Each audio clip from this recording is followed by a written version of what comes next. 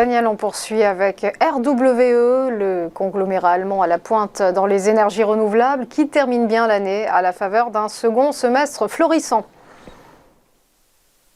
Alors, RWE, on le voit ici sur un graphique entre septembre et le 30 décembre, puisque le 31 de mémoire, la bourse allemande était fermée.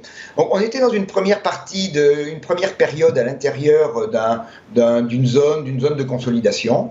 Et à partir de la fin du mois de novembre, début décembre, on a réenclenché une nouvelle période de hausse. On a quand même depuis le 10 octobre, on est globalement dans un phénomène haussier, un théorie de dos, un plus bas, un plus haut, un deuxième plus bas, plus haut que le précédent, et un deuxième plus haut que le précédent, donc qui caractérise dans la circonstance une tendance haussière.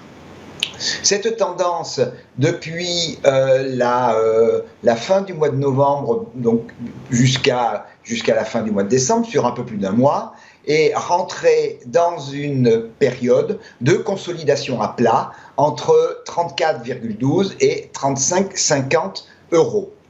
Cette vision positive, cette vision haussière est confirmée par un RSI qui est en zone favorable et qui est en augmentation depuis quelques jours, une moyenne mobile exponentielle 34 qui est haussière et qui fait support au cours, la moyenne mobile 20 période qui est haussière et des bandes de Bollinger qui sont en train de se réouvrir suite notamment au franchissement le 30 décembre de cette zone de range. Donc un signal est donné.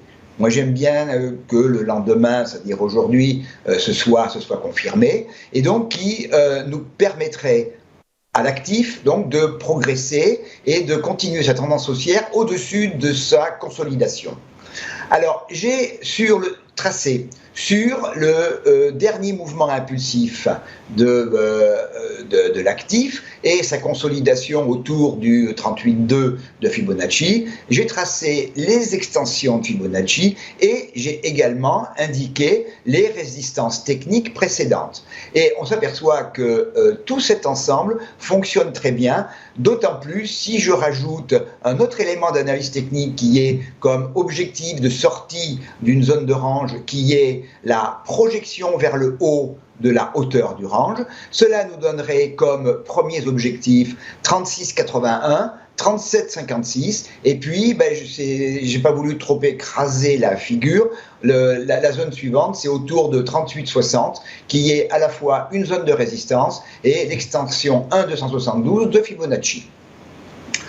Alors, si on peut avoir aussi le risque de revenir à l'intérieur du range, et notamment si le niveau de 34,12 était rompu, eh bien ce scénario serait invalidé.